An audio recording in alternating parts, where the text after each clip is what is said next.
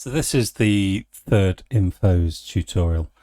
This is going to be an introduction into how to create layouts. That's game information layouts using the plugin. This is just to cover some prerequisites, really, just to make sure before you do so, just make sure you've got some asset paths set up within GameX for some of your emulators, as you have here, and that you've run GameX and you've got some assets within these paths. So if we go ahead and run the plugin, start the plugin.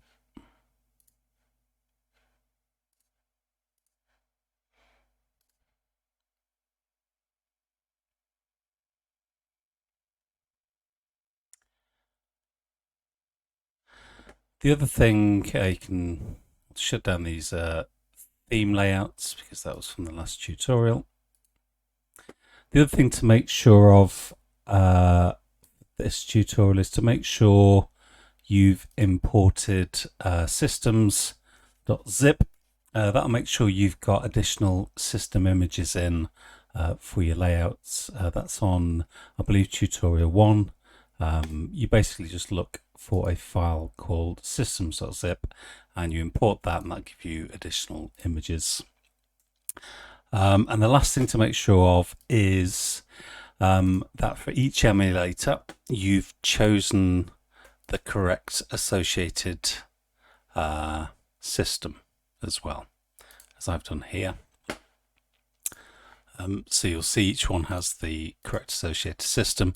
That just makes sure that the emulator links to the correct, basically the images, system images are linked with the systems rather than the emulator. It just links the emulator to the system, basically. So what we're going to do is we're going to design a very simple layout. We're going to imagine it's for a 3-screen arcade cabinet. So we're going to have a marquee display at the top. We're going to have a main screen where you kind of game and GameX front end is going to sit, and then you've got a small display at the bottom if you imagine it that way.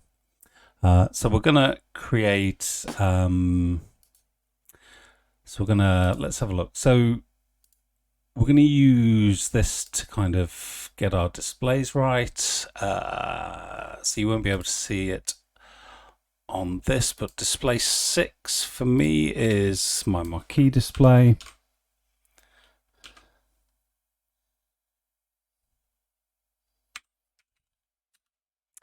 So I'll just name it so I know which one's which. Let me do that again. And we'll put display 7 as the controls display.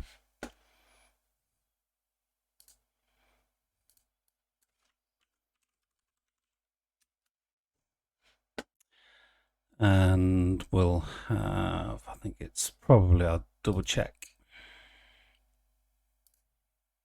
Yeah, display 1 is the main display.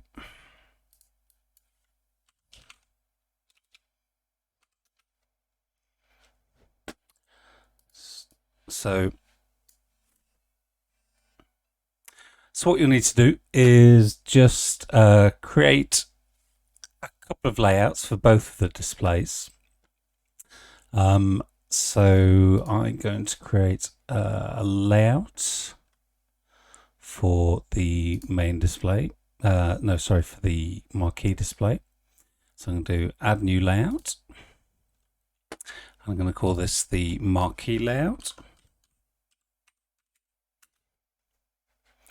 Now what I'm going to do, the way a lot of marquee displays works is they're actually full-size displays chopped down to half size. Essentially they are a 192 by 1080 display, but they're actually only 540 high. I've got a span pixel display in my cab, and it is actually a 1080 high display. Technically, it shows in software, but it's actually only a half a display high. It's hard to explain, but so the way you kind of manage it is you basically just you design it to be only half high. So we'll design a layout for the marquee. So what we need is a default background for the marquee. Let me have a think about this. So what we'll need is a layout for the home. And now the home layouts are what are shown whilst GameX is shown. If you're imagining, so whilst you're browsing through GameX, whilst a game isn't launched, these are what's called home layouts. So this will be the marquee shown whilst you're browsing GameX, i.e. whilst you're not playing a game. So I'm actually going to change this to home marquee. So you typically, for your marquee, you'd have this as the as some kind of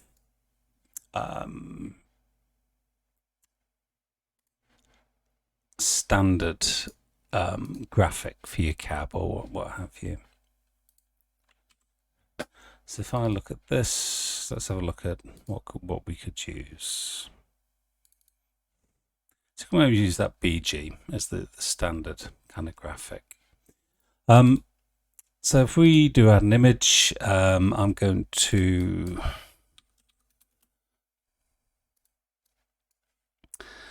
and I do 1.20.1.80. I'm going to import.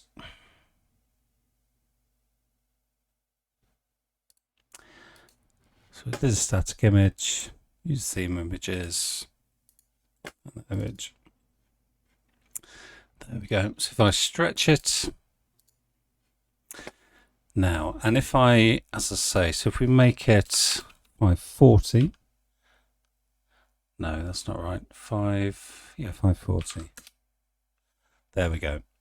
So that'll be our marquee image, and we'll, I don't know, we'll just put some text there, and we'll give it the cab name, as it were.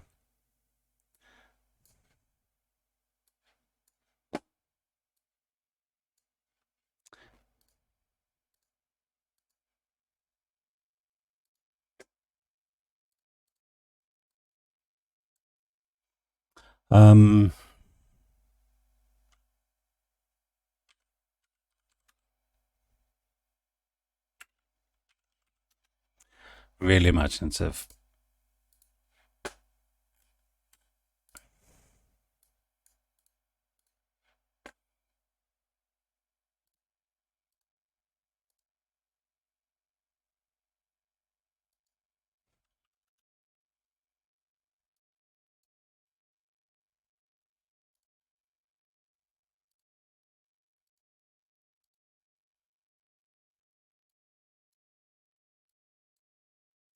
Just wondering if I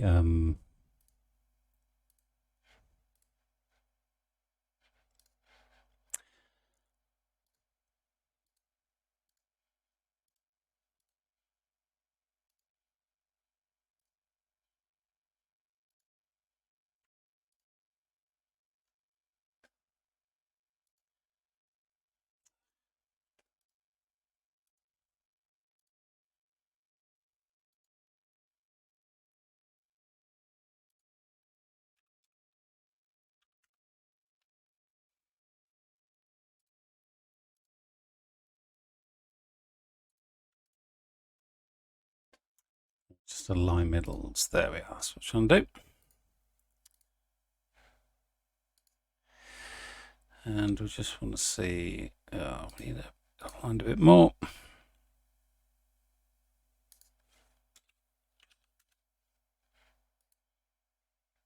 That'll do, just for example. So this is your kind of, let's say that's your standard marquee, and that's your home marquee. So we're also going to do a home controls panel, home controls layout. So we do add layout. And we're going to call this home controls. Again, we'll leave that as a 1920 by 1080 display, and we'll give this the same background as well. It's the same drill.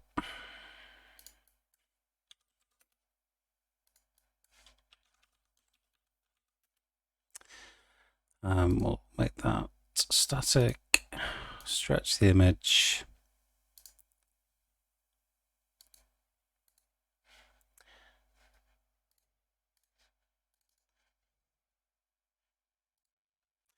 And just, I'm not even sure if you can do this. Soon find out. Seems like you can.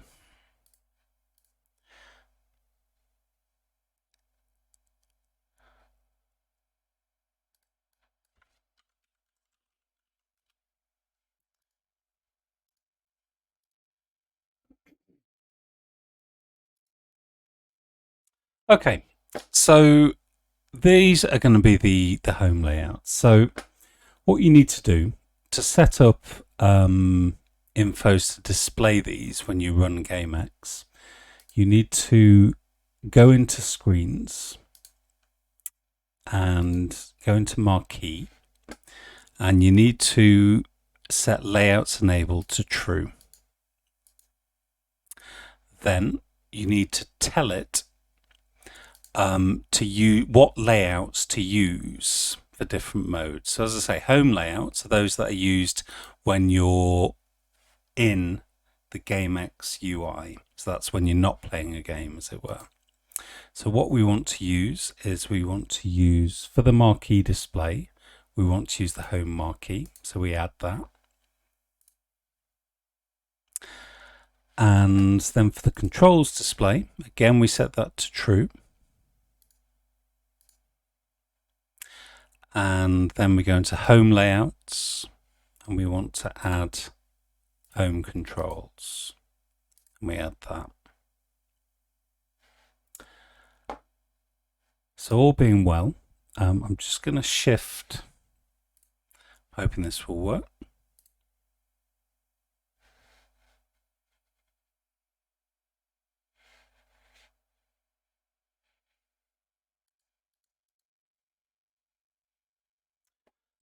Hopefully this should work. If I start up now,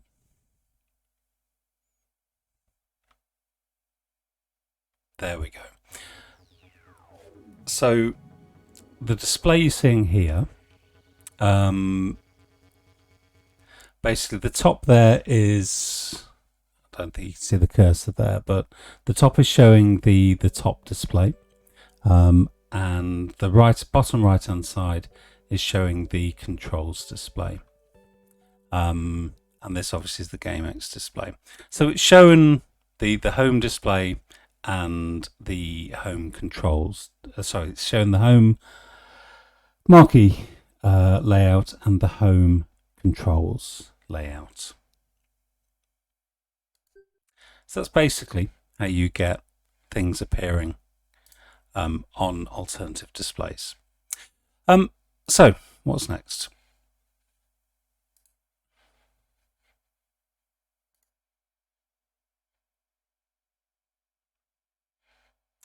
So that's the basics. The next thing will be to talk about how to get game information showing. So we're going to create a marquee for game information.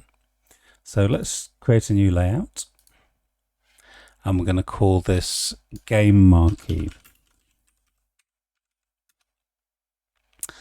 Again, we'll leave this the same size.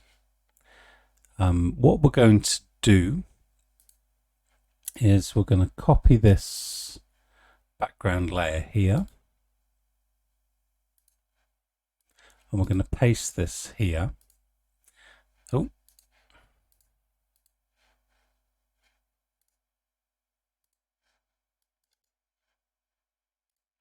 now this is going to serve as a backup, basically.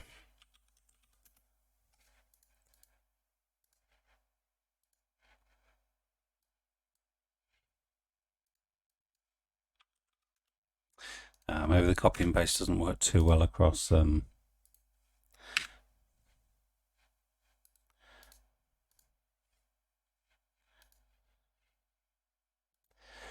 across layers. That's a bit of a bug. Never mind.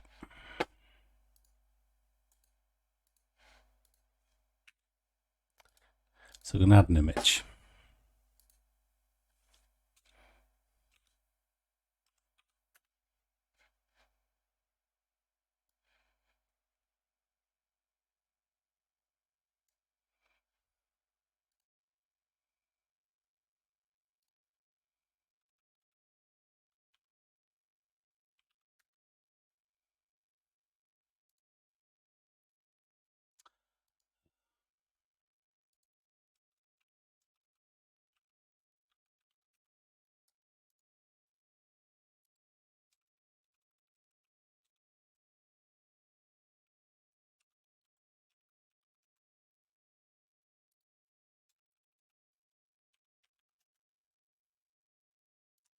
Right. So this is going to be a backup background image. And you need that just in case there's any dynamic images. There aren't any, basically. So this is going to be the standard cab background image, the one that we've just used in the home marquee layout. So we set that to the static image that we've used, the standard one. And we stretch. There. Okay. Now, this is where the idea of dynamic assets come in, dynamic images and dynamic text. And it's probably easier just to show how that works. So we're going to use the same kind of idea, 0. Size is going to be 1920 by 540. And we're going to stretch that. Now, so basically what Infoz does, it takes whatever system and game, the system and game of the game that's been launched by GameX, and then it grabs whatever images it can about the system and the game, and then it constructs an image and also text. It uses those images and text to construct a layout, basically. So if we set this image to dynamic rather than static, and then we can choose what images we want to see. So for instance, if we choose game snap, and then if we choose Sony PlayStation, you'll see we can preview how it looks, basically. So it will choose an image. Now, just to add to that, if we were to, let me have a think how to show this. If we were to choose an asset that's not always going to be there, maybe like cartridge, and we put cartridge at the top, so they basically cascade. So if Infoz will first look for a game cartridge image. If there isn't a game cartridge image, it will then look for a game snap image.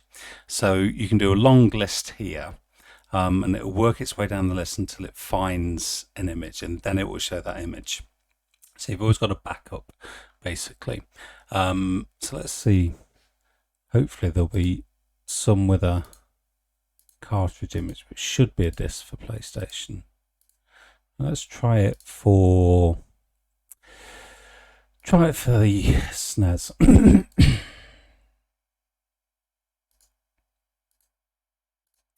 Oh, there's no cartridge images at all for SNES. Problem being, I'm not really familiar with the GameX assets. Oh, logo's good actually. Let's use logo, and then we'll use Atari 2600, because I know that's hit and miss.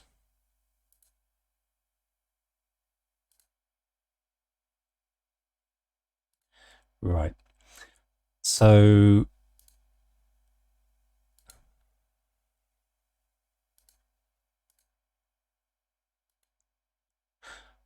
there we go. This is a really good example. So Acid Drop does have a logo, so the logo is used there. Action Noughts has none at all, so that basically just uses the background image. Decathlon doesn't have a logo, doesn't have a cartridge, but it does have a snap, so that's shown. This doesn't have a logo, but does have a cartridge, so it shows the cartridge. No logo does have a cartridge. No logo, no cartridge, does have a snap. So that shows you how that kinds of works. And I'll just bring up the, yeah, so you'll see logo, cartridge, snap. So that's how that works. So let's go back to PlayStation.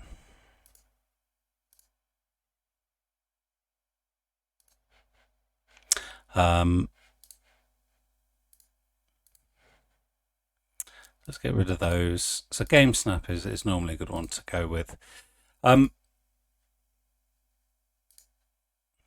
So a nice thing to do as well is use some effects as well for marquees. So if you go for blur,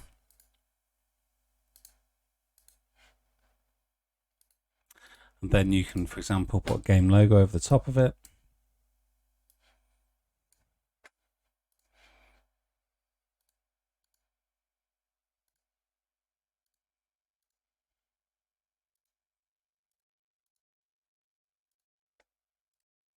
And then you've got a reasonably nice marquee. Maybe put a drop shadow on this. Yeah. Now, one thing is, you may have games without logos, and then you'd just be left with a blank. There we go. A blank screen, which is obviously no good for marquees. Now, there is a backup function with Infoz, which is, you'll see if I select this image, there's a property called backup text element. So what you can do is you can add a text element and just give it some style. Really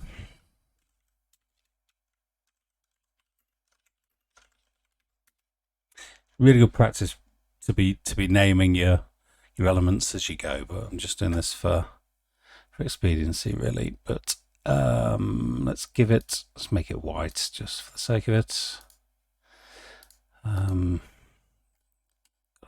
American Captain.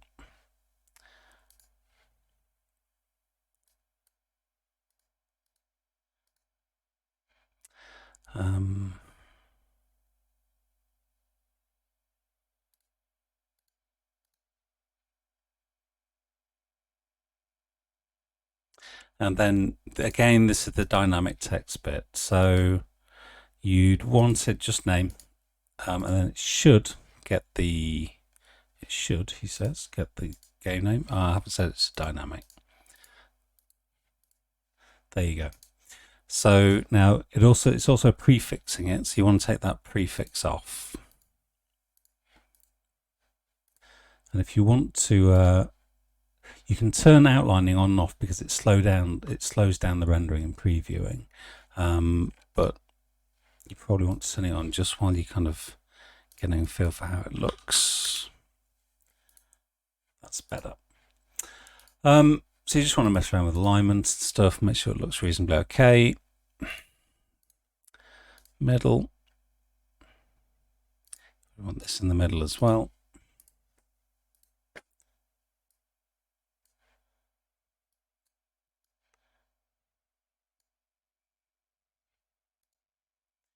That's what I want that a bit bigger.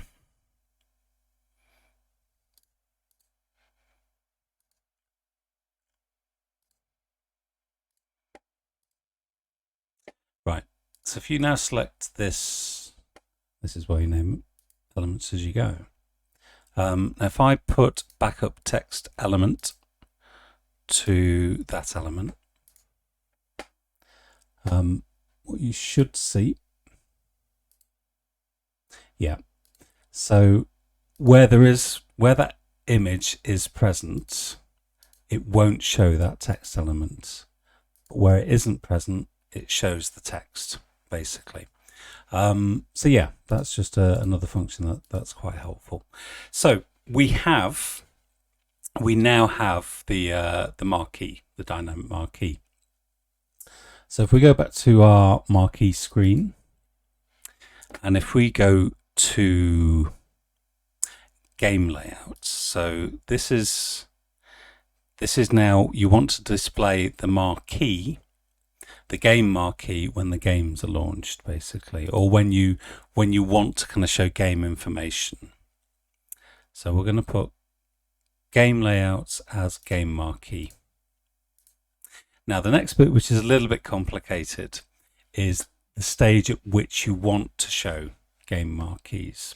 Now this is emulator specific, so you need to go to emulators, and if we set it for Sony PlayStation, just because that's what we're thinking about at the moment, so the default is show at game select. So this is when you will show the game related layout. And game select, there's a game highlights is when the selector bar in GameX goes over the game. So if you imagine a list of games, it's when the highlighter bar goes over the game. Game select is when you've actually pressed select whilst the highlighter bar is over. So it's when you go into the game information screen. And game launch, of course, is when you pressed launch, when you've pressed launch game. So they're the different stages at which you can choose to show the game information screen. I'll cover cache layouts, either this video or another video. It's a bit more advanced, but we'll leave it at false for now. Just thinking if there's anything else, we'll give it a go and see if it works. So if I change the view,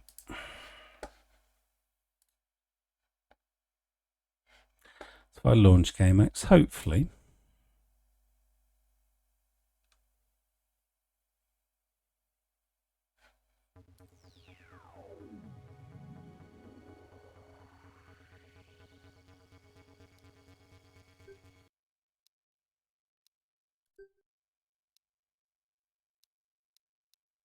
so you see it's not changing whilst I'm going over.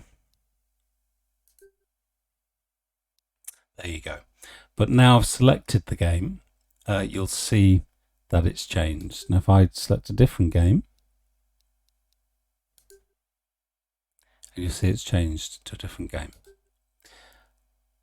Now is this the one that had let's see if this is the one. Yeah, there you go. So you notice it's generated the text rather than the icon. So that's just a demonstration of dynamic assets and dynamic generation, basically. I'll just quickly cover caching while we're at it. Basically, at the moment, it generates these layouts each and every time.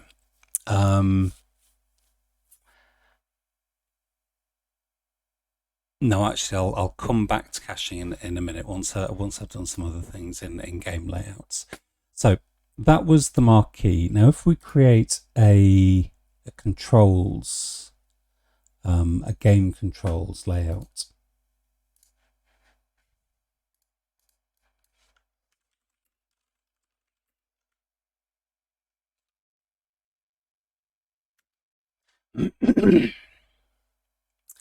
So we'll do the same thing here in terms of giving it a background.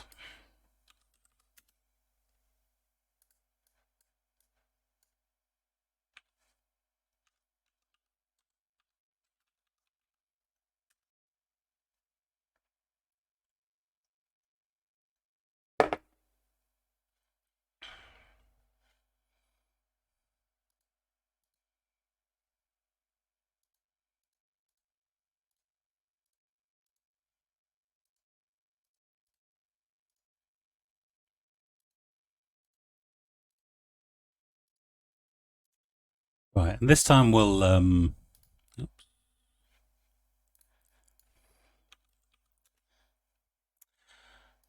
I'll introduce some ideas of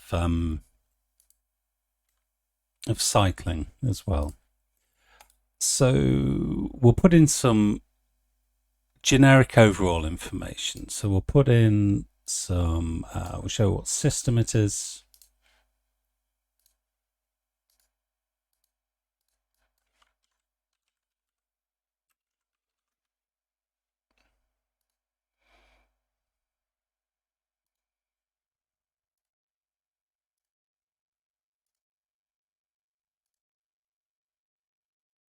So I'll change that.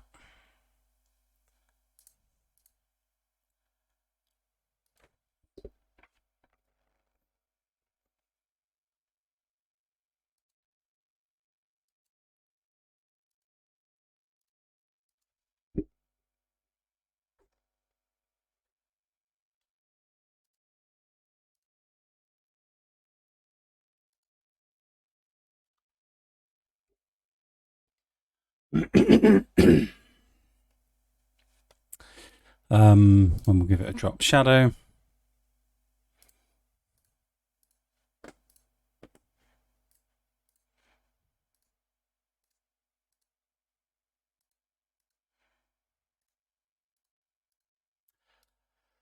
What else? What else? We'll put a picture of the actual system down the bottom or something.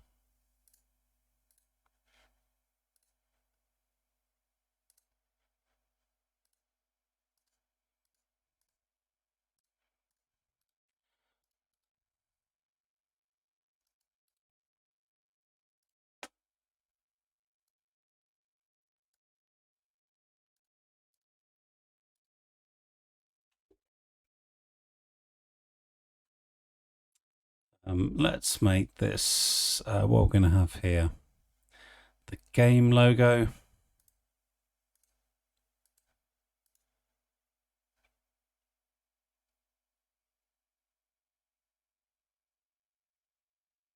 So this is where we'll I'll show a bit of cycling. So we can have the game logo, we'll have the game title,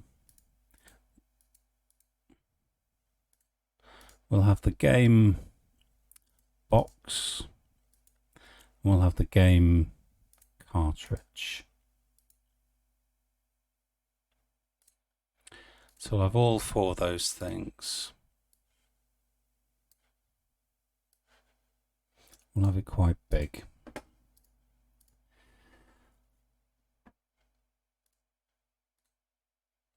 Now what you do is you can set that to true and cycle delay, that's in seconds. And what it will do is if those images are present, it will cycle through all four of those different images, and you can preview that by this this icon here. So if we press OK with that, there you go. So it will change those images on the fly.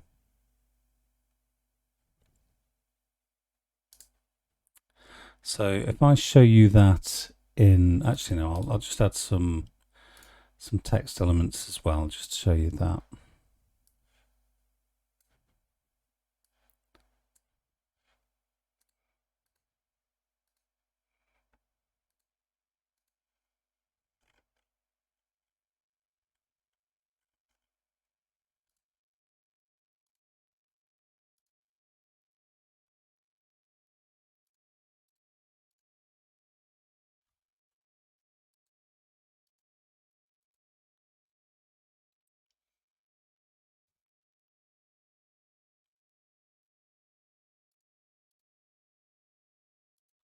And again, you can cycle text elements as well.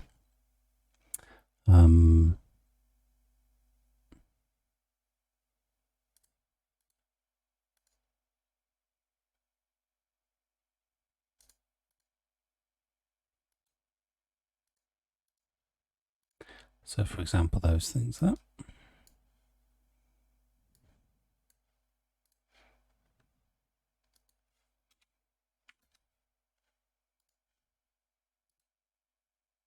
Yep. Copy that.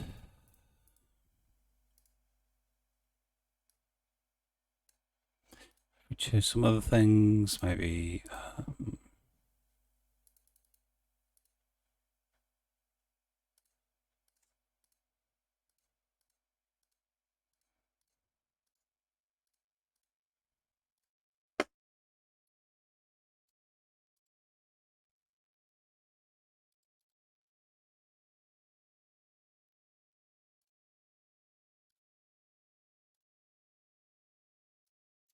and I guess we'll just put the game name there, just for good measure.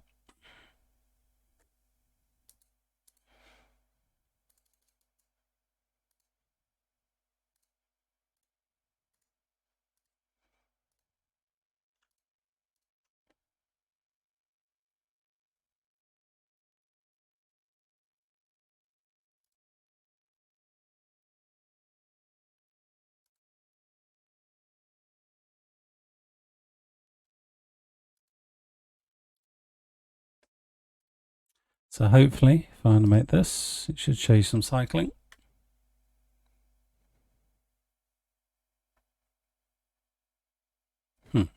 Or maybe not.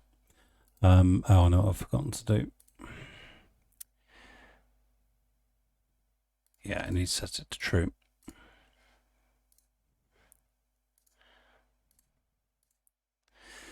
And also maybe reduce the time as well.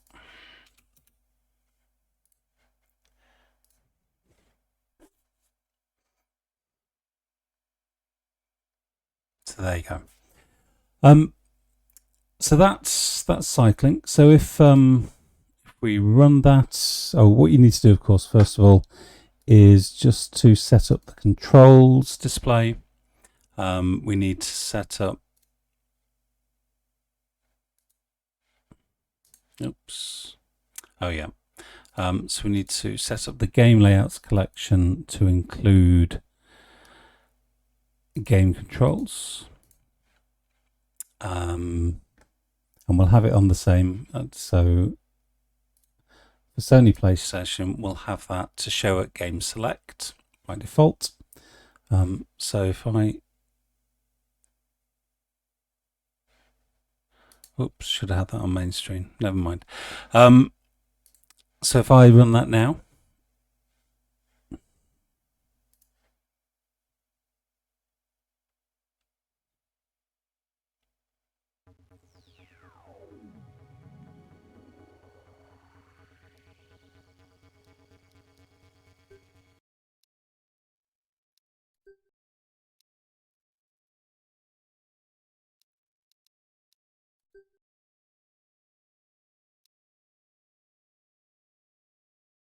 so there you go. You can see the layout cycles information. So at this point, I'll talk about caching. So on each and every occasion, Infoz will construct the layouts, which means there's a slight delay. If I go back, every time I select a game, there's a bit of a delay before this page shows. If you want to cut down that delay, what you can do is cache the screens. Now, if you do cache the screens, what you will lose is these kind of dynamic screens. So caching basically just takes a screenshot of the images. So what I normally do is I have cached images basically for the front end, for basically displays of screens whilst I'm browsing in GameX. So it makes the GameX front end snappier.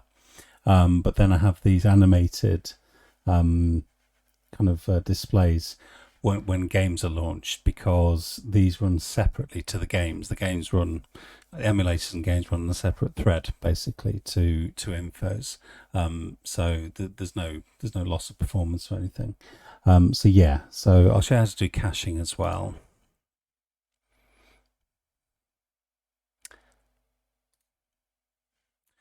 So the way to enable caching is go to screens. So we'll cache the controls display. So we're in controls. you do cache game layout, and you want to cache the game controls layout.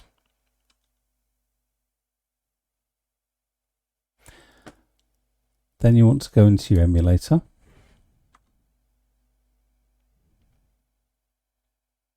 And you want to do use cached images true. You can set a separate cache root folder. So if you don't want your GameX plugins folder filling up with lots of cached images, you can choose a separate folder somewhere else, basically. Otherwise, it chooses a default folder in your plugins folder in GameX. Now, cache threshold. This kind of says, it's quite complicated, but it kind of says where you kind of cache up to.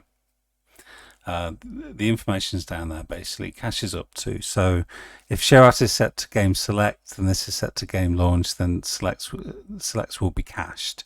But if launch games will also be, to be honest, I don't know what that means. I think you should set that to game select in this instance. I can't remember how it works at the moment. Mess around with it, see what happens.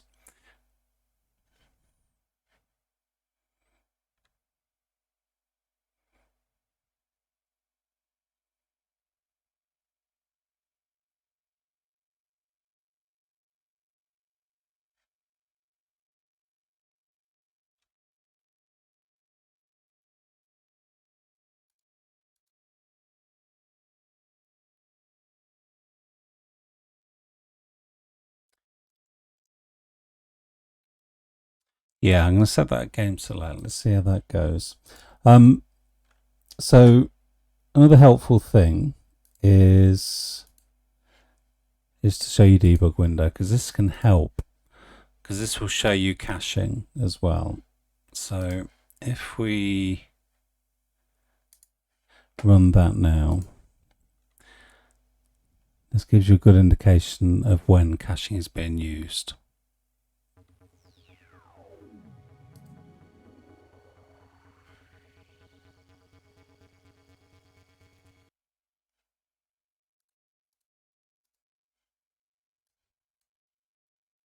I'm not sure where the debug's gone.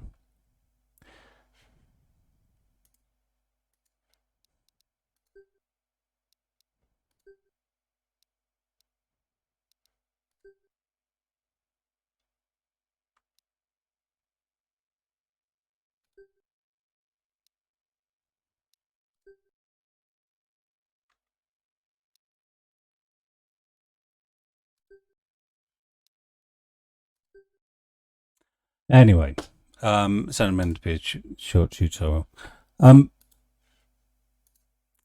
Caching's complicated. Move on from that. So we've done kind of dynamic stuff in the layouts. What we can move on to now is where you have more than one page for a layout as well.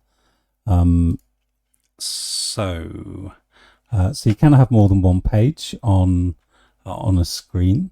So we'll do game controls page 2. So add new layout.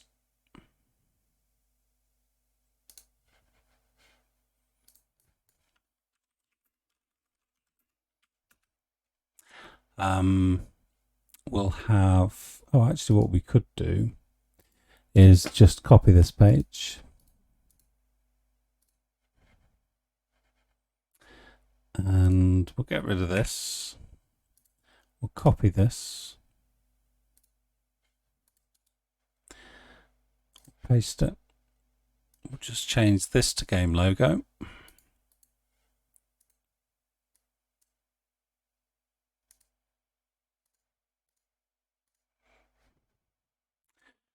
Get rid of these. We'll change this to system box.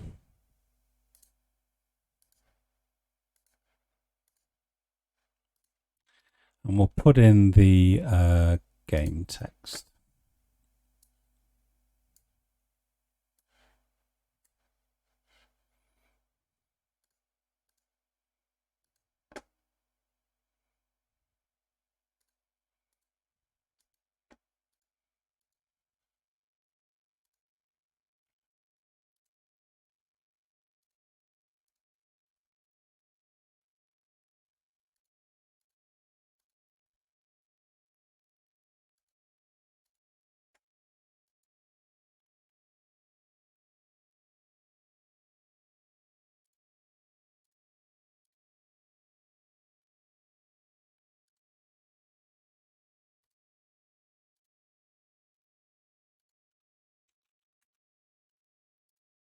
There we go. So we've now got a second page for our game controls. So what we do is we go to the controls page and we want to add a second page. So we go to layouts, game controls, and we just add a second page to the list.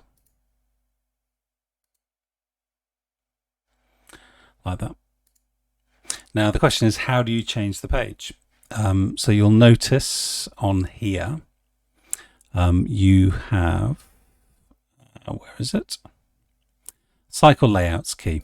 So you can choose, let's put F5.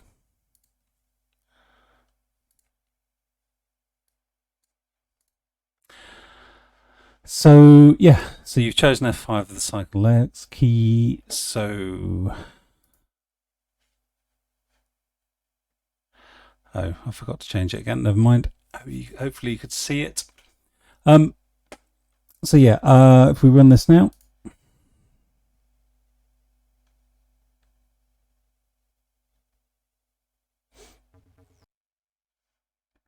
Okay, so back on a couple of things.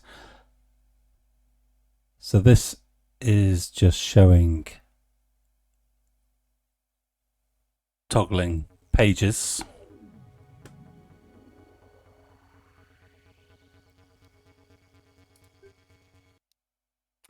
So if we go into SNES,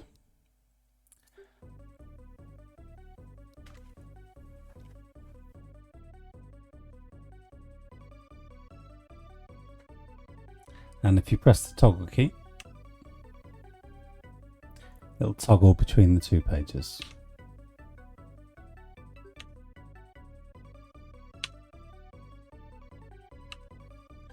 And then just back on the caching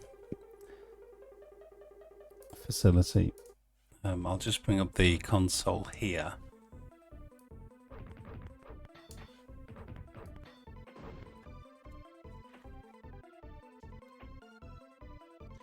So if we go back to PlayStation that caching's set up for.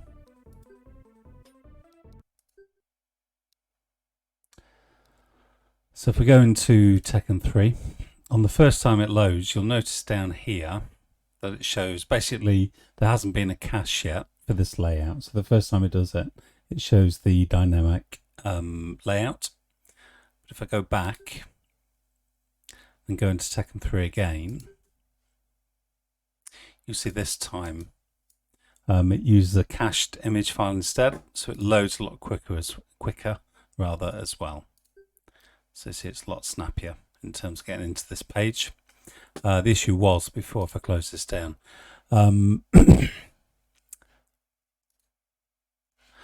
basically you have to set the cache threshold higher than the show at, basically. So the threshold has to be higher than the show at threshold. So yeah, that's the that shows you paging. So you can have more than one page for each screen. The last facility to show you on this tutorial is the idea of menus. So you can have, I won't do controls layouts in this tutorial, but you can have menu pop-ups as well for each screen. So if I show you menus, so if I add a new menu, and we'll call this the control screen menu. Now these are basically auto-generated. You can change the kind of layouts, the appearance basically of menus. Don't worry too much about. You can also preview. So this just gives you kind of auto preview of how they'll look, and you can change the appearance rather of menus.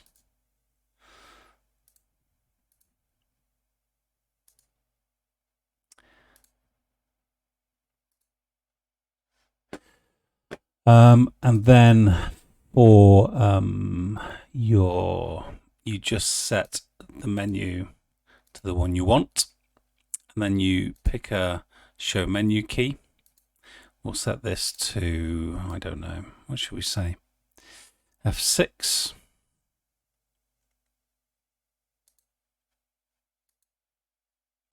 And you can set it so you have to hold down a key for a period of time. And then if I start GameX here, you're not going to see much in this menu here because you only got the 2 pages. But when you've got controls displays as well, it'll show it as a separate menu item. And when you've got more than one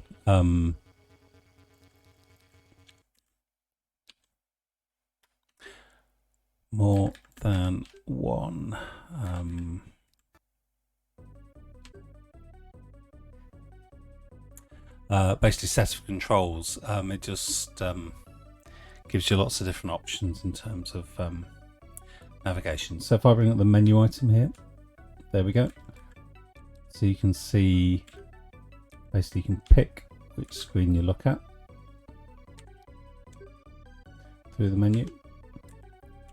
And game controls isn't populated yet, but you can pick. So if you've got lots of screens, you can basically navigate through this. So that's another facility, rather than just cycling through screens via just a single key. So that's probably about it. That's the basics of game information displays. That's the end of this tutorial. The next one will be basically game controls layouts, and that will we'll have a look at that next time. Okay, hope that helps. Cheers.